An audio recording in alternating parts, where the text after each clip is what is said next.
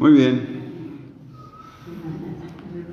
Hoy vamos a concluir, como les decía, la primera parte de la carta a los Romanos, la que tiene que ver con el pecado. Pablo está probando, está dejando bien en claro que ninguna persona puede presentarse delante de Dios en el día del juicio. Nadie puede salvarse por sí mismo, por sus propios medios. Y desde el versículo 18 del capítulo 1, Pablo nos muestra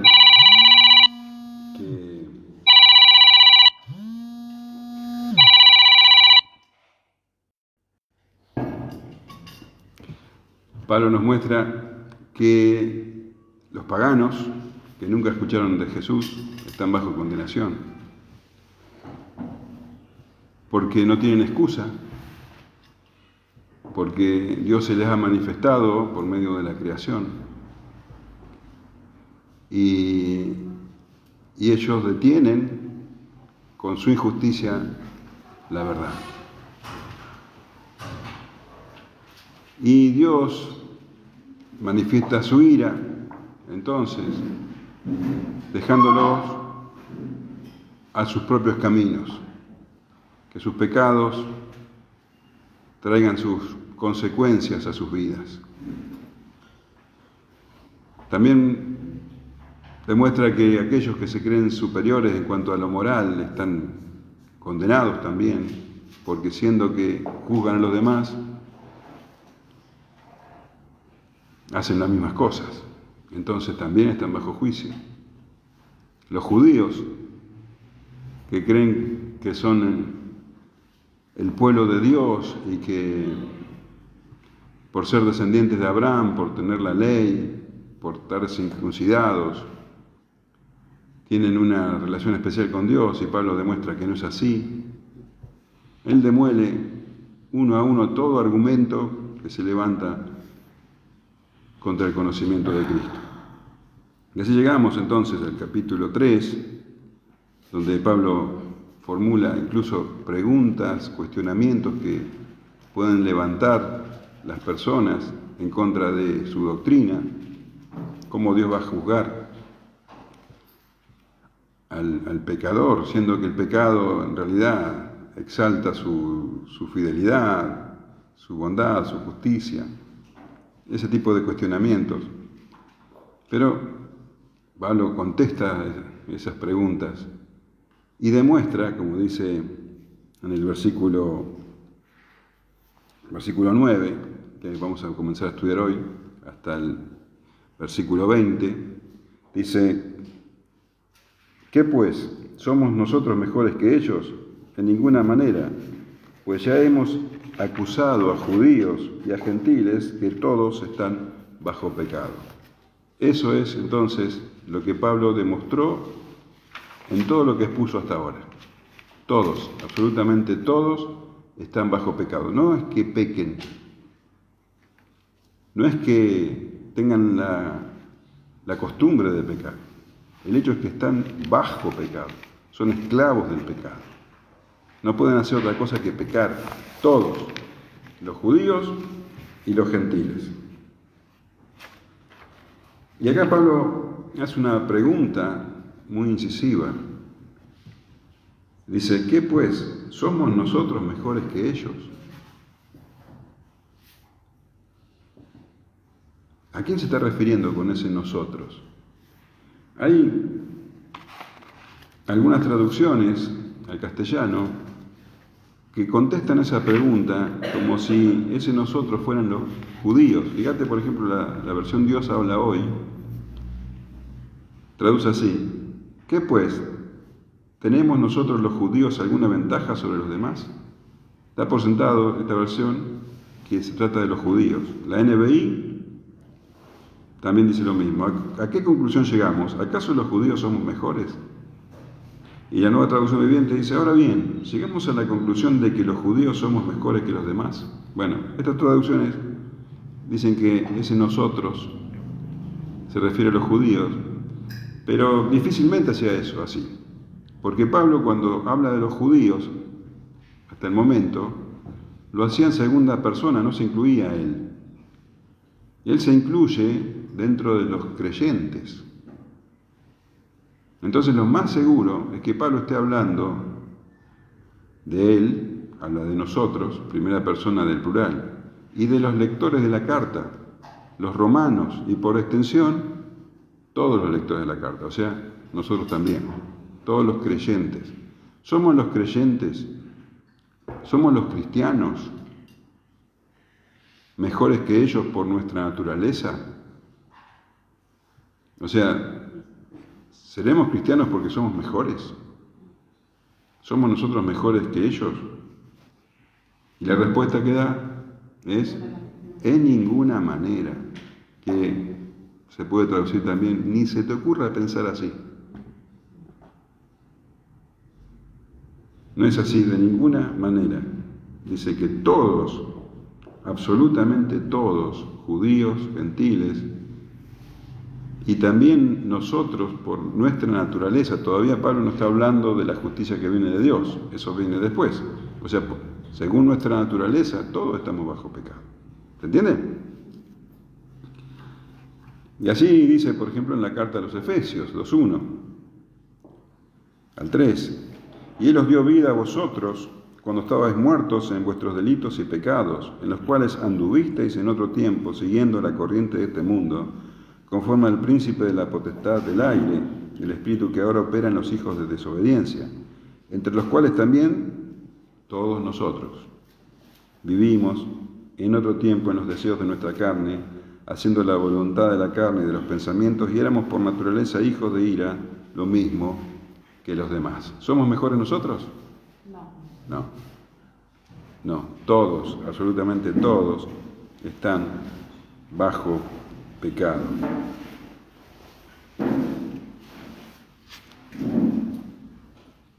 Y ahora, por si quedase alguna duda, algún vestigio de duda en que, bueno, el hombre podría de alguna manera salvarse a sí mismo. Pablo va a terminar su discurso sobre el pecado y sobre el juicio de Dios sobre los pecadores, demoliendo, absolutamente pulverizando cualquier posibilidad que uno pueda tener en un rincón del cerebro. Si vos todavía, después de lo que Pablo expuso, te queda todavía una ilusión de que el hombre tiene un vestigio de bondad delante de Dios. Pablo va a usar el Antiguo Testamento, haciendo una cadena de citas, donde, bueno, esa posibilidad, esa duda, te la pulveriza. Es como si él agarrara un martillo y destrozara cualquier pequeña duda que te quede. Y utilizando el Antiguo Testamento, utilizando la palabra de Dios. Entonces, a continuación, hace una serie de citas que no son textuales, sino más bien conceptuales. Vamos a leerlas. Como está escrito, no hay justo, ni aun uno. No hay quien entienda, no hay quien busque a Dios. Todos se desviaron a una, se hicieron inútiles. No hay quien haga lo bueno, no hay ni siquiera uno. Sepulcro abierto es su garganta, con su lengua engañan. Veneno de áspides hay debajo de sus labios. Su boca está llena de maldición y de amargura. Sus pies se apresuran para derramar sangre. Quebranto y desventura hay en sus caminos, y no conocieron camino de paz. No hay temor de Dios delante de sus ojos. ¿De quién está hablando Pablo? De nosotros. Lo dijo. ¿Somos nosotros mejores que ellos?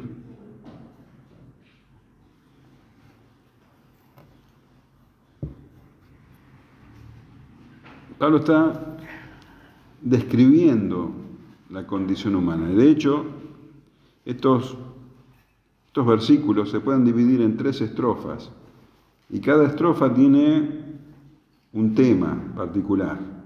La primera estrofa, los 2 primeros versículos, hablan de la condición humana. Describe de manera muy cruda lo que somos. La segunda estrofa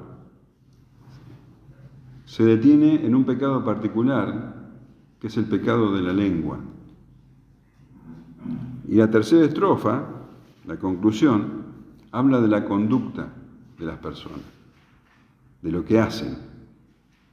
Entonces, la primera estrofa habla de lo que somos, lo que el hombre es. Las otras hablan de lo que el hombre hace y dice. ¿Se entiende? Entonces vamos a la primera estrofa, ¿qué te parece? Vos que te pensabas que eras buena. Dice, como está escrito, son citas de Pablo, como te decía, libres. No hay justo, ni aun uno. Bueno, la cita es de Eclesiastés 7:20. Eclesiastés 7:20 dice, ciertamente no hay hombre justo en la tierra que haga el bien y nunca peque. Es como, la idea que expresa, ¿no? Es como si Dios mirara toda la tierra buscando uno que sea justo. ¿Y sabes qué ocurre? No encuentra ninguno. Ahora, no es que no lo ve, no es que haya alguno por ahí y se le escape a la vista, es que no hay ni uno, dice, ni aún uno, no existe nadie, ninguna persona justa, nunca hubo un hombre, una mujer justa aparte del Señor Jesucristo. Ni siquiera Adán fue un hombre justo. Adán fue inocente, pero no era justo. De hecho, cuando pudo pecar, pecó. Entonces, ni aún uno, dice. Ni uno solo. No hay quien entienda, no hay quien busque a Dios. La cita es del Salmo 14:2. Jehová miró desde los cielos sobre los hijos de los hombres, ahí tenés la imagen, para ver si había algún entendido que buscara a Dios. No hay nadie, ni aun uno, que entienda. No hay ninguno que entienda su propia condición. Porque dice la Escritura que tienen el entendimiento entenebrecido, están a oscuras. Efesios 4:19 dice, andan en la vanidad de su mente, teniendo el entendimiento entenebrecido, ajenos de la vida de Dios por la ignorancia que en ellos hay, por la dureza de su corazón. No hay quien entienda.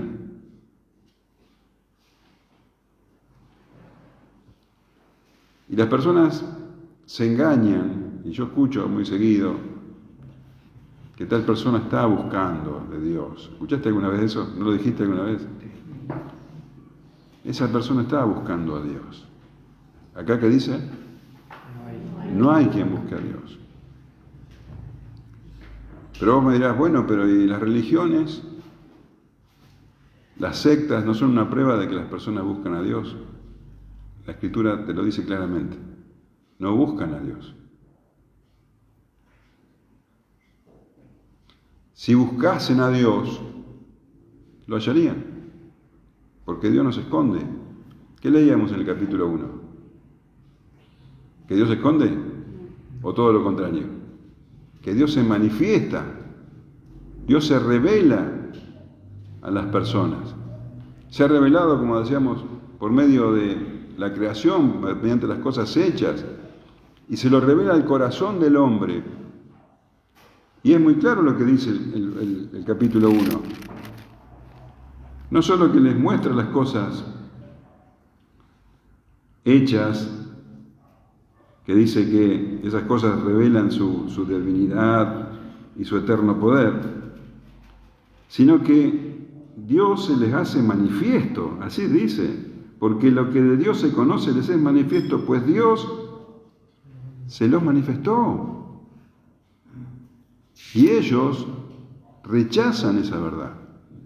Entonces no es que buscan a Dios, lo que buscan son falsos dioses, dioses conforme a sus corazones pecaminosos, dioses que les convengan,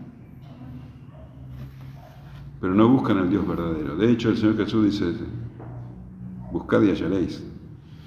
Dios no se esconde, pero no hay quien busque a Dios.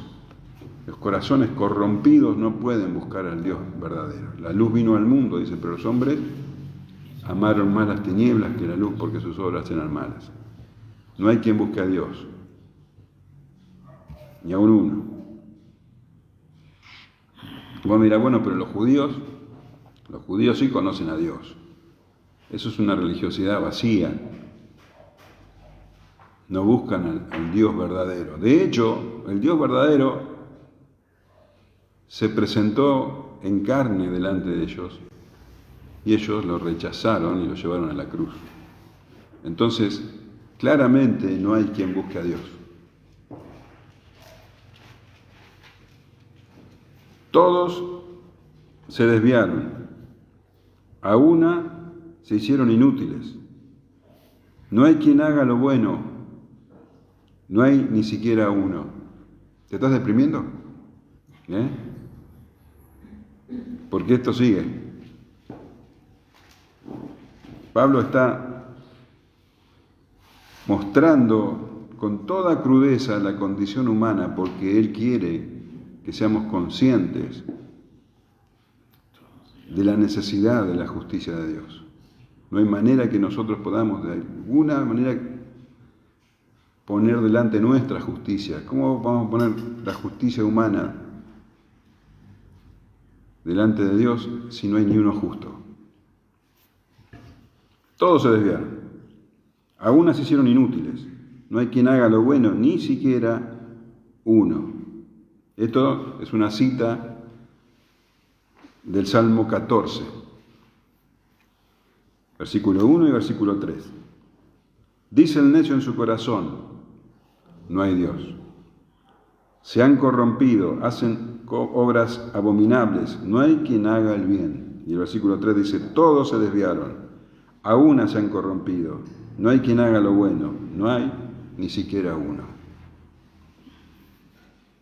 Todos se desviaron de Dios y se desviaron de su ley. Y Pablo ya habló de esto. Dios se manifestó y ellos le dieron la espalda. Se desviaron de Dios y se desviaron de su voluntad, de su ley. Tanto los judíos como los gentiles están bajo pecado. Y dice que se hicieron inútiles. Y la palabra traducida por inútiles en el original tiene que ver con fruta podrida. ¿Para qué sirve la fruta podrida? ¿Para qué sirve? ¿Te la comerías? ¿Harías una comida con fruta podrida? ¿Harías un jugo? Está podrida. No sirve para nada. Para lo único que sirve es para tirarla. Bueno, tirarse a los chanchos, pero no sirve para nada. Bueno, esa es la idea. Es algo que está malo, algo inútil, que no sirve.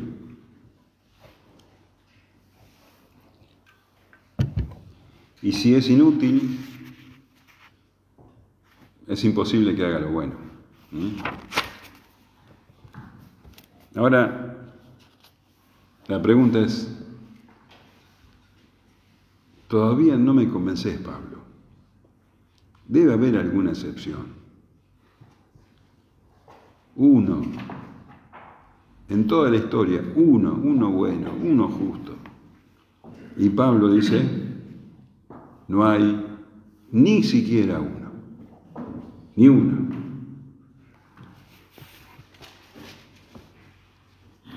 Y verdaderamente Pablo está demoliendo todo argumento. Porque que diga esto, que no hay quien haga lo bueno, porque vos podés aceptar, bueno, los hombres somos pecadores. Aceptamos que los hombres pecan. Pero lo que está diciendo Pablo va mucho más lejos. Está diciendo que no hay uno, fíjate, no hay uno que haga lo bueno. No hay uno que haga lo bueno. Y esto es verdaderamente extremo. Porque estoy seguro que a vos se te ocurren un montón de cosas que hacen los hombres que son buenas. De hecho, hablábamos un poco en las clases anteriores de que los hombres pueden hacer cosas buenas. Pero acá dice que no, que hay una contradicción.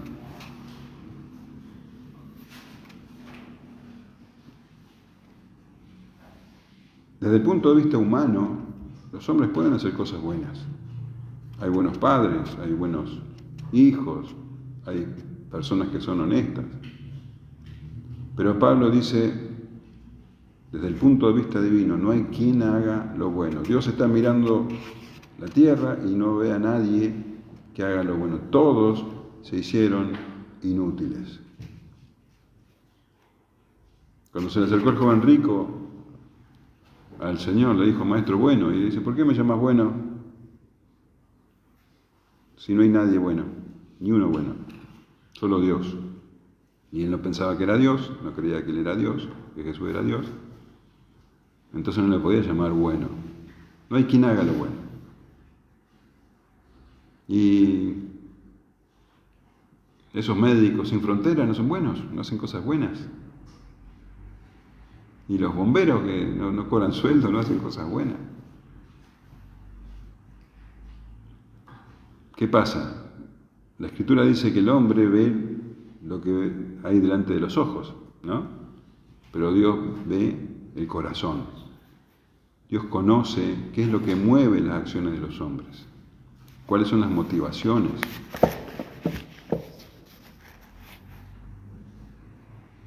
Y la motivación debe ser el amor a Dios. Debe ser toda buena acción nace de amar a Dios, de glorificar a Dios. Y el hombre, por naturaleza, no busca glorificar a Dios.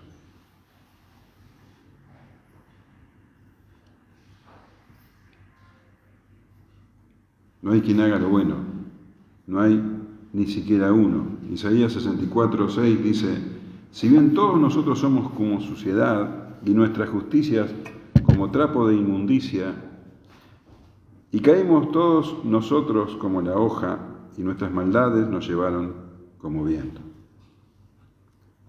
Nuestra justicia, nuestras cosas buenas, para Dios son, dice, como trapo de inmundicia. Lo que para nosotros puede parecer bueno delante de Dios, no es bueno porque no hay una motivación buena. Pueden estar motivados por la vanidad, por el egoísmo, por el amor propio, bueno, tantas cosas, pero nunca por el amor a Dios, nunca para glorificar a Dios. Porque dice claramente acá en este pasaje que no buscan a Dios y después termina diciendo que no tienen temor a Dios, temor de Dios. Entonces Pablo, con estos dos versículos, estas citas del Antiguo Testamento, demuestra que lo que es el hombre, bueno, es alguien malo por naturaleza.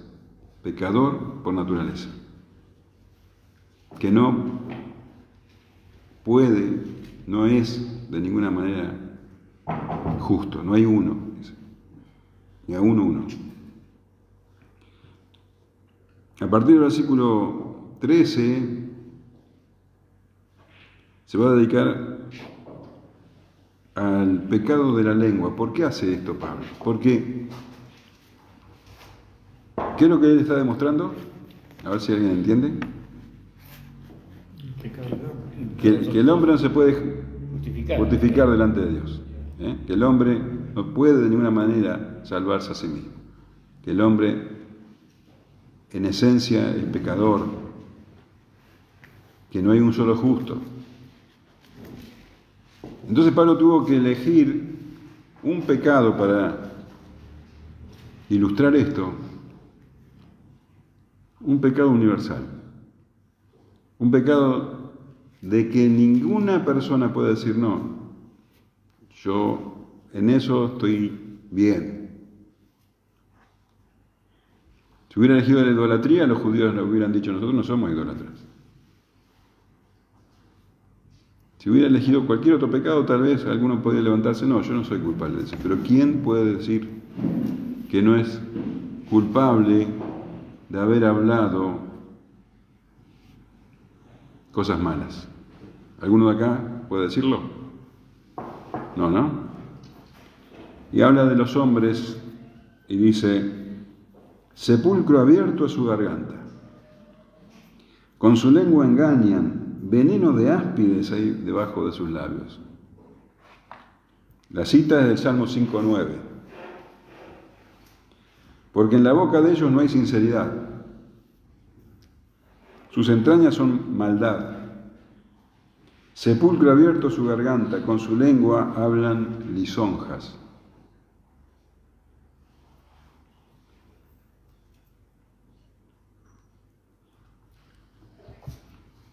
Este pecado es universal. Judíos, gentiles, paganos, todos lo cometen. Proverbios 10:19 dice, en las muchas palabras nos falta el pecado, mas el que refrena sus labios es prudente. Muchísimos pasajes que hablan sobre el pecado de la lengua. Yo quiero llamarte la atención a una cosa. Pues fíjate que Pablo menciona garganta, lengua, labios, y continúa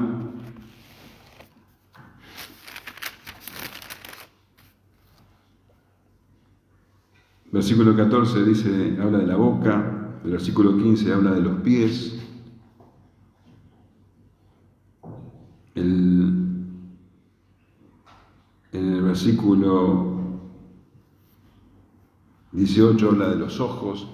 Pues fíjate cómo él, de manera, obviamente él no lo hace sin querer, él habla de órganos del cuerpo humano, él está como pasando a través de estas citas, como si él estuviera pasando una radiografía del cuerpo humano, todo el cuerpo está vendido al pecado. Es como si Pablo dijera, de la cabeza a los pies es todo corrupción. Sepulcro abierto es su garganta, con su lengua engañan. Y te decía que hay montones de pasajes en la Escritura que hablan precisamente de este pecado. Mateo 5:22 dice, pero yo os digo que cualquiera que se enoje contra su hermano será culpable de juicio. Y cualquiera que diga necio a su hermano será culpable ante el concilio. Y cualquiera que le diga fatuo quedará expuesto al infierno de fuego. O sea, estamos hablando de insultos. En el versículo 37 de ese mismo capítulo de Mateo dice, pero vuestro hablar sea sí, sí, no, no, porque lo que es de más de esto del mal procede. hablar de más, decir una cosa y no hacerla. Mateo 12:33. Porque por el fruto se conoce el árbol. Generación de víboras, ¿cómo podéis hablar lo bueno siendo malos? Porque de la abundancia del corazón habla la boca. Y el hombre bueno del buen tesoro de su corazón saca buenas cosas. Y el hombre malo del mal tesoro saca cosas malas. Tito 3:2. Te voy a leer la traducción Palabra de Dios para todos. Que no hablen mal de nadie, vivan en paz con los demás, sean comprensivos y traten a todos con amabilidad. No hablar mal de nadie, tratar a todos con amabilidad. Controlar las palabras. Santiago 1:26. Si alguien se cree religioso, pero no controla sus palabras, se engaña a sí mismo y su religión no vale nada. Bueno, y el gran pasaje de la lengua, te lo voy a leer. Santiago 3:2 en adelante. Porque todos ofendemos muchas veces. Si alguno no ofende en palabra, este es varón perfecto, capaz también de refrenar todo el cuerpo. Y aquí nosotros ponemos freno en la boca de los caballos para que nos obedezcan. Y dirigimos así todo su cuerpo. Mirad también las naves, aunque tan grandes y llevadas de impetuosos vientos, son gobernadas con un muy pequeño timón por donde el que gobierna quiere. Así también la lengua es un miembro pequeño, pero se jacta de grandes cosas. He aquí cuán grande bosque enciende un pequeño fuego. La lengua es un fuego, un mundo de maldad. La lengua está puesta entre nuestros miembros y contamina todo el cuerpo e inflama la rueda de la creación, y ella misma es inflamada por el infierno. Porque toda naturaleza de bestias y de aves y de serpientes y de seres del mar se doma y ha sido domada por la naturaleza humana. Pero ningún hombre puede domar la lengua, que es un mal que no puede ser refrenado, llena de veneno mortal. Con ella bendecimos al Dios y Padre y con ella maldecimos a los hombres, que están hechos a semejanza de Dios. De una misma boca proceden bendición y maldición. Hermanos míos, esto no debe ser así. ¿Acaso alguna fuente hecha por una misma abertura agua dulce y amarga? Hermanos míos, ¿puede acaso la higuera producir aceitunas o la vid higos? Así también ninguna fuente puede dar agua salada y dulce.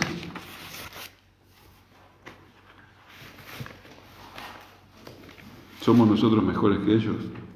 De ninguna manera. Dice que el árbol es conocido por sus frutos y de la abundancia del corazón habla la boca. Entonces, lo que Pablo muestra es que la lengua, la palabra, bueno, es como un monstruo que devora. Fíjate, la imagen es muy terrorífica, dice sepulcro abierto, sepulcro abierto. ¿Cómo dice?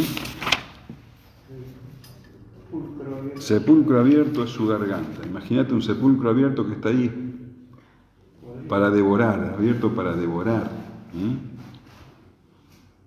Ahora, este monstruo no solamente devora a las personas, destroza a las personas con palabras violentas, no tienen que ser palabras violentas, porque acá también en la cita habla de lisonjas.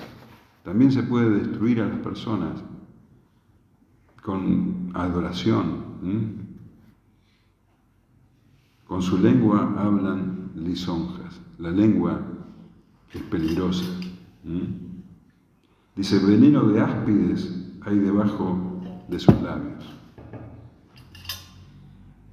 El Salmo 143 es la cita, dice, aguzaron su lengua como la serpiente, veneno de áspid hay debajo de sus labios. Entonces, pueden ser palabras muy lisonjeras, muy agradables al oído, pero dice que debajo de los labios, que no se ve, están las bolsas de veneno. Las palabras son lisonjeras. pero matan. Veneno de áspides hay debajo de sus labios. Vamos a leer un pasaje de 1 Samuel 18:17. Te lo voy a leer de la Nueva Traducción Viviente. 1 Samuel 18:17. Cierto día Saúl le dijo a David: estoy listo para darte a mi hija mayor, Merab, por esposa. Pero antes deberás demostrar que eres un guerrero de verdad al pelear las batallas del Señor. Pues Saúl pensó: voy a enviar a David contra los filisteos y dejar que ellos lo maten en vez de hacerlo yo mismo. Palabras aduladoras, palabras dulces. Te voy a hacer casar con mi hija. Pero la idea, el veneno estaba oculto. Pero David tampoco se escapaba a esto. 2 Samuel 11:2, ya hablamos un poco de esto. Y sucedió un día, al caer la tarde, que se levantó David de su lecho y se paseaba sobre el terrado de la casa real, y vio desde el terrado a una mujer que se estaba bañando, la cual era muy hermosa. Envió David a preguntar por aquella mujer, y le dijeron: aquella es Betsabé, hija de Elán, mujer de Urías Geteo. Y envió David mensajeros y la tomó y vino a él, y él durmió con ella. Luego ella se purificó de su inmundicia y se volvió a su casa. Y concibió la mujer y envió a hacerlo saber a David, diciendo: estoy encinta. Entonces David envió a decir a Joab: envíame a Urías Geteo. Y Joab envió a Urías a David. Cuando Urías vino a él, David le preguntó por la salud de Joab y por la salud del pueblo y por el estado de la guerra. Después dijo David a Urías: desciende a tu casa y lava tus pies. Y saliendo Urías de la casa del rey, le fue enviado presente de la mesa real. Mas Urías durmió a la puerta de la casa del rey con todos los siervos de su señor y no descendió a su casa. Hicieron saber esto a David diciendo: Urías no ha descendido a su casa. Y dijo David a Urías: ¿no has venido de camino? ¿Por qué, pues, no descendiste a tu casa? Y Urías le respondió a David: el arca de Israel y Judá están bajo tiendas, y mi señor Joab y los siervos de mi señor en el campo. Y había yo de entrar en mi casa para comer y beber y a dormir con mi mujer, por vida tuya y por vida de tu alma, que yo no haré tal cosa. Y David dijo a Urías: quédate aquí aún hoy, y mañana te despacharé. Y se quedó Urías en Jerusalén aquel día y el siguiente, y David lo convidó a comer y a beber con él hasta embriagarlo. Y él salió a la tarde a dormir en su cama con los siervos de su señor, mas no descendió a su casa. Venida la mañana, escribió David a Joab una carta, la cual envió por mano de Urías, y escribió en la carta diciendo: poned a Urías al frente en lo más recio de la batalla y retiraos de él para que sea herido y muera. Veneno de áspid ahí debajo de sus labios. Su boca está llena de maldición y de amargura. Cita el Salmo 10:7. Llena está su boca de maldición y de engaños y fraude. Debajo de su lengua hay vejación y maldad. Bueno, la cita, el salmo que cita, es una descripción de la manera traidora que pueden obrar las personas. Hay imágenes tremendas. Yo te voy a leer la que dice de los versículos 9 al 11. Acecha en oculto como el león desde su cueva, acecha para arrebatar al pobre, arrebata al pobre trayéndolo a su red, se encoge, se agacha y caen en sus fuertes garras muchos desdichados. Dice en su corazón: Dios ha olvidado, ha encubierto su rostro, nunca lo verá. Todo esto son imágenes de las palabras venenosas, como un león ahí agachado, agazapado para devorar. Así es el corazón humano, perverso. ¿Quién lo conocerá? Dice: su boca está llena de maldición. Y la definición de maldición, dice, es la expresión del deseo o una invocación a otros dioses, para que a una persona le vaya mal, para que caiga en desgracia. Y amargura. La definición de amargura es cinismo rencoroso que se traduce en una intensa discordia y aversión hacia los demás. Simón el Mago tenía amargura, ¿te acordás? Pedro le dice en Hechos 8:23, porque en hiel de amargura y en prisión de maldad veo que estás. Y el autor de Hebreos escribe en 12:15, mirad bien, no sea que alguno deje de alcanzar la gracia de Dios, que brotando alguna raíz de amargura os estorbe, y por ella muchos sean contaminados. ¿Cómo estorba la raíz de amargura a muchos? Porque la raíz de amargura, ¿qué fruto produce? Frutos amargos, palabras que duelen, palabras amargas.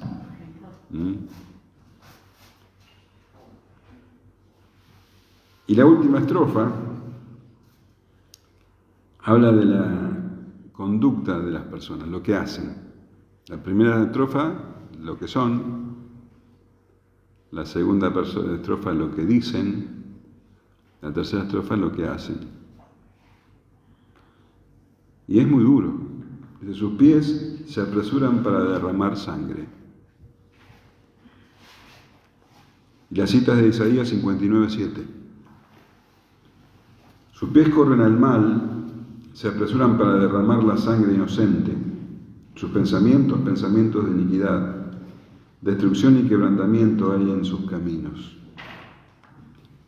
Sus pies se apresuran para derramar sangre. Otras traducciones dice, por ejemplo, la palabra de Dios para todos, están siempre listos para herir o matar. Y el lenguaje actual dice, fácilmente se enojan y matan a cualquiera. El Señor Jesús, te acordás que habló de matar. No se trata de matar literalmente, con que vos odies, con que vos te enojes contra tu hermano, ya hay un asesino potencial en vos. Y el orgullo, la ira, la ambición, bueno, el corazón humano, son capaces de llegar a ese extremo. Y lo vemos en la historia del hombre. Y lo vemos en las guerras, hoy día hay varias guerras, en las revoluciones, pero también lo vemos en la vida cotidiana. Desde el deporte, a veces desencadena en muerte, en el fanatismo, los celos familiares desencadenan en muerte, y no se explican cómo llegó a pasar, porque está en el corazón. Está en el corazón del hombre desde el comienzo mismo de la humanidad. Génesis 4:8 dice, y dijo Caín a su hermano Abel, salgamos al campo. Y aconteció que estando ellos en el campo, Caín se levantó contra su hermano Abel y lo mató.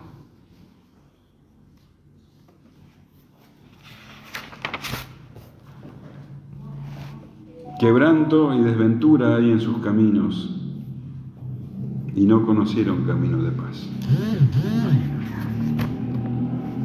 La cita es Isaías 59:8. No conocieron camino de paz, ni hay justicia en sus caminos. Sus veredas son torcidas. Cualquiera que por ellas fuera, no conocerá paz. Bueno, habla de los pies. Si los pies se apresuran a derramar sangre, los caminos por los que andan no son caminos buenos. Dice que en esos caminos hay quebranto y desventura. Le voy a leer otras traducciones. La palabra de Dios para todos dice, donde quiera que van, causan destrucción y tristeza. Siempre hay sufrimiento y destrucción en sus caminos, dice la Nueva Traducción Viviente. A donde quiera que van, todo lo destruyen y lo dejan destrozado. lenguaje actual. Destrucción y miseria hay en sus caminos, dice la Biblia de las Américas. No conocieron camino de paz. Siempre llevan destrucción, amargura, miseria, a donde van. Y no conocieron camino de paz porque simplemente no conocen la paz, porque no tienen paz con Dios. Y al no tener paz con Dios, no pueden tener paz con el prójimo. El Señor Jesús habla de la paz del mundo y la paz que da Él. Son diferentes. La paz que da el mundo no es paz verdadera. No conocieron camino de paz. Ahora, vos fíjate el contraste, que obviamente es a propósito, con los pies, estos pies que se apresuran a derramar sangre y no conocen camino de paz, con los pies del que anuncia las buenas nuevas. Isaías 52:7 dice: cuán hermosos son sobre los montes los pies del que trae alegres nuevas, del que anuncia la paz, del que trae nuevas del bien, del que publica salvación, del que dice a Sión, tu Dios reina. Qué contraste tremendo, ¿no? Y termina diciendo: no hay temor de Dios delante de sus ojos.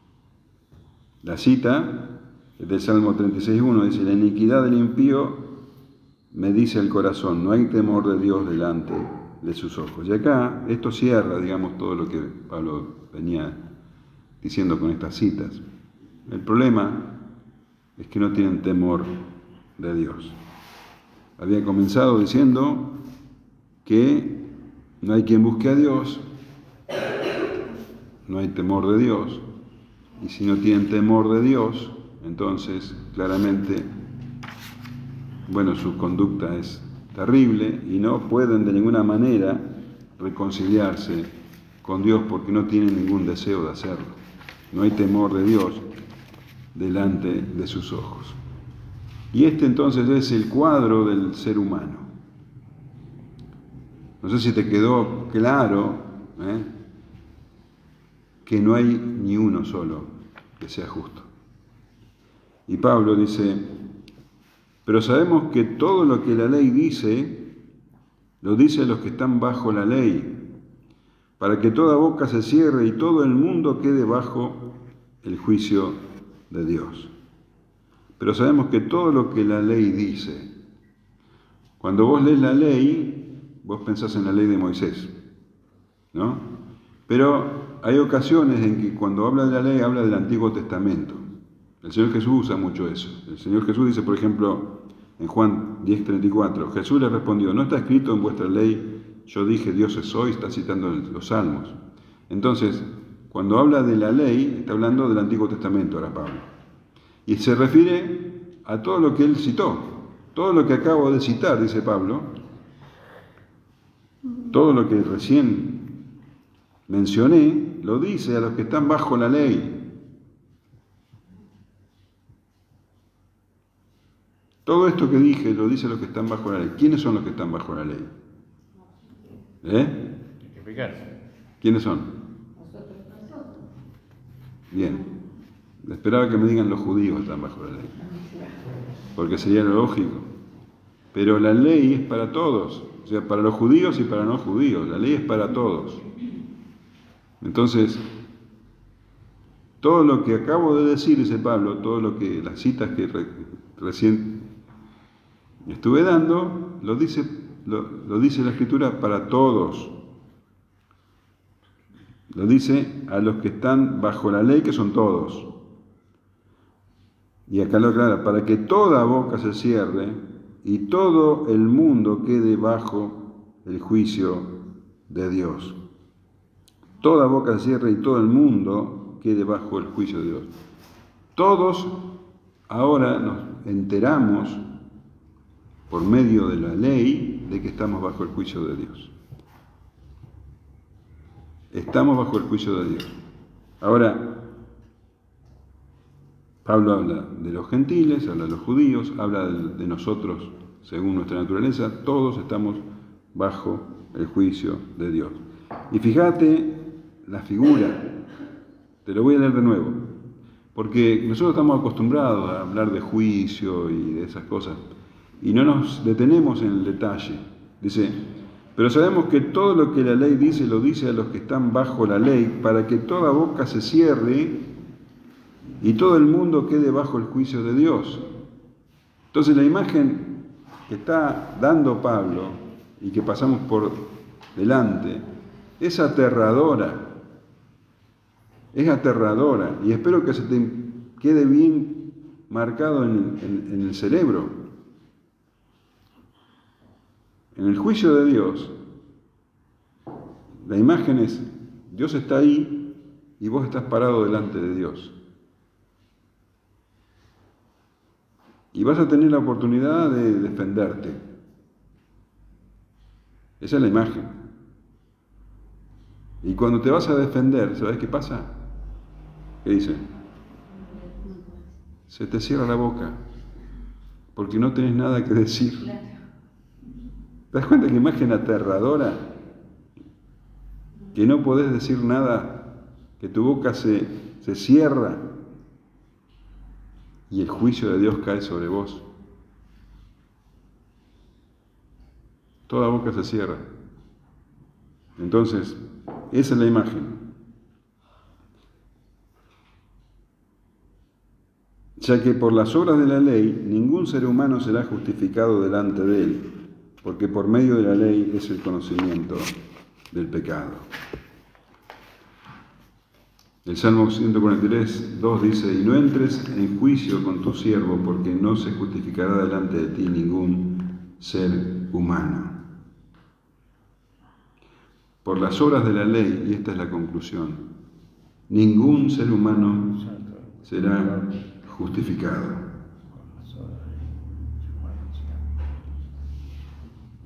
¿Y por qué? Porque ningún ser humano puede cumplir con las obras de la ley. ¿Cuál es el primer gran mandamiento y cuál es el segundo gran mandamiento? Amarás a Dios. Con todo tu corazón, con toda tu alma, con todo tu... Bueno, ni los gentiles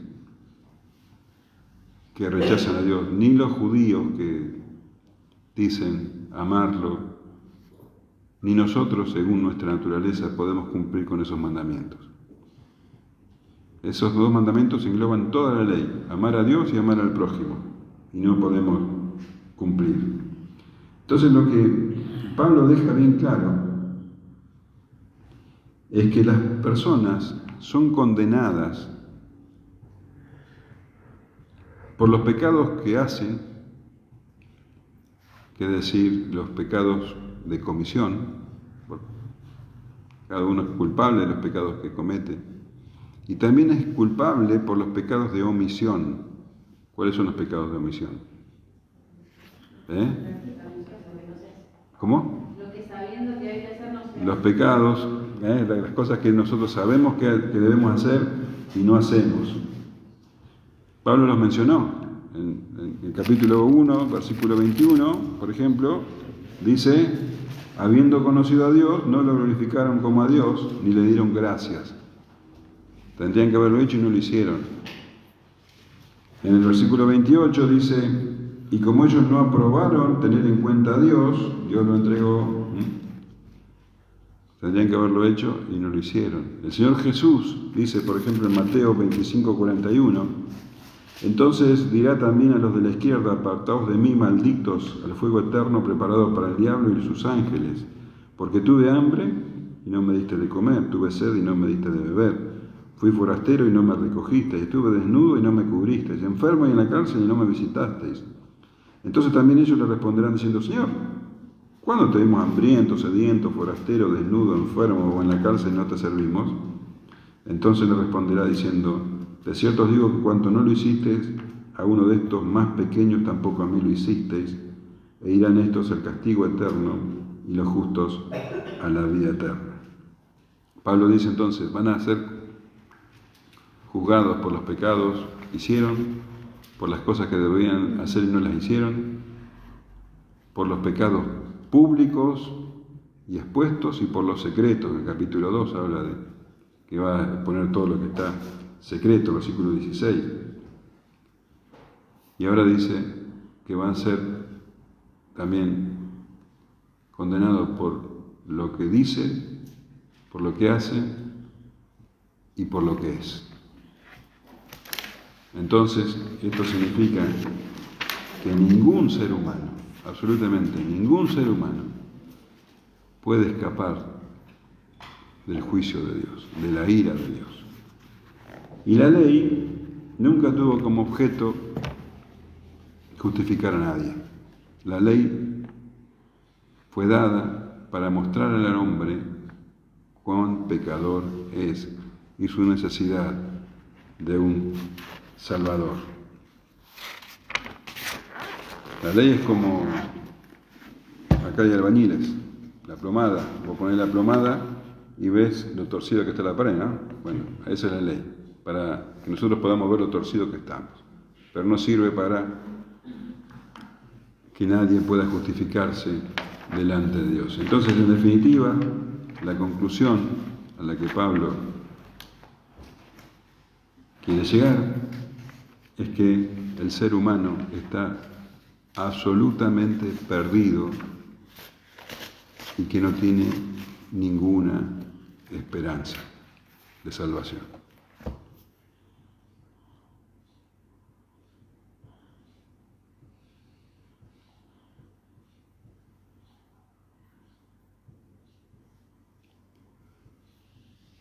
Así es. Espero que te quedes lo suficientemente deprimido ante esta verdad. Roberto, ¿puedes explicar de vuelta lo que es el pecado? Porque no entendí. Yo me miro al espejo, qué bueno que soy, qué lindo, soy el mejor de todos. Explícame de vuelta. No, pero no saquemos, que el tema acá es, tenemos que ser conscientes de lo que Pablo está diciendo. Esta es la condición humana. Si no entendemos esto, no entendemos el Evangelio. No entendemos el Evangelio. Entonces Pablo nos lleva al extremo de decir, ustedes están absolutamente perdidos, no tienen ninguna esperanza. Para el próximo versículo comenzar a hablar de que la única forma de que nosotros podamos ser justificados es por medio de Jesucristo.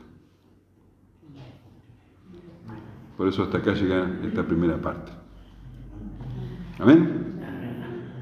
No le puede decir a Pablo que sea más bueno, chico.